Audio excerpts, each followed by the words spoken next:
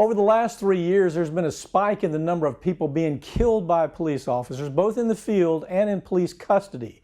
This growing crisis gave birth to the Black Lives Matter movement, but the problem goes even deeper than what most people realize. Americans are now all too familiar with the names like Michael Brown or Eric Garner, as well as Sandra Bland and Freddie Gray. Those names have become synonymous with the abuse that takes place against citizens by police officers. But there's some very important differences in these cases, and the main difference being that Bland and Gray were killed by officers after being taken into custody. They were already in custody, and that's part of the police brutality story that most people don't know about. In the 6-year period between 2003 and 2009, an estimated 3,000 arrest-related homicides of African Americans alone occurred in the United States, and 99% of those were committed by police officers.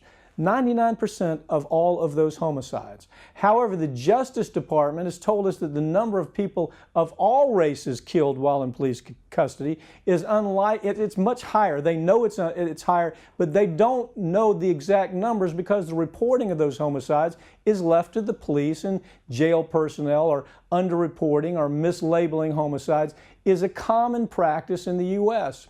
One of the more egregious recent cases involving Matthew Ajibade, a 22-year-old bipolar college student in Georgia, was tased while he was in a restraining chair in 2015, and he died while he was still strapped into the chair while they were tasing him again and again and again. This video from a camera attached to the taser shows Ajibade in the restraining chair. You can see where the red dot is, which is the light from the taser that's pointed at his torso and his groin, as if they were intending to kill this guy.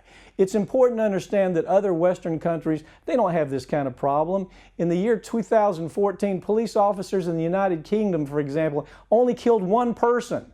In that same year, Canadian authorities killed 14, and German police officers didn't kill a single person.